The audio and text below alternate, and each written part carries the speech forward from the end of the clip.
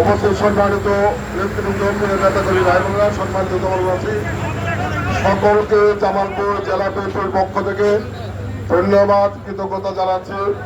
আজকের এই স্বল্প সময়ের আয়োজনে আপনারা নেতাকর্মীরা এই বিশাল উপস্থিতি, আজকের এই আয়োজনকে সর্বাত্মক সফল করেছেন, সার্থক করেছেন।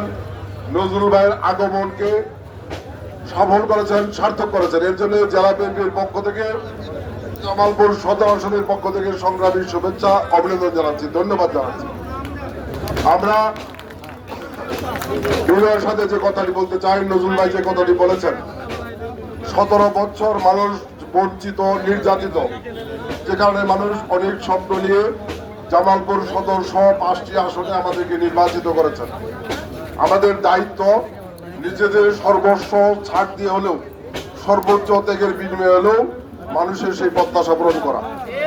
আমরা যারা বিএনপি করি, যারা সংগ্রাম করেছি, আমাদের অনেক চাওয়া পাওয়া থাকতে পারে, এটা অস্বীকার করার কিছু নাই। তারপরেও আমাদেরকে সর্বোচ্চ ধৈর্য ধারণ করে সুশৃঙ্খল ভাবে পথ চলতে হবে, যাতে আমরা জনগণের প্রত্যাশা পূরণ করতে পারি। আমি আপনাদের সকলের সহযোগিতা কামনা করছি, যাতে ছাত্র দলের নবগঠিত কমিটির আজকে একটি কর্মী সভা রয়েছে। সেই কমিটিতে যারা রয়েছেন তারা বিকেল 3টের কর্মী সভায় যোগদান করবেন।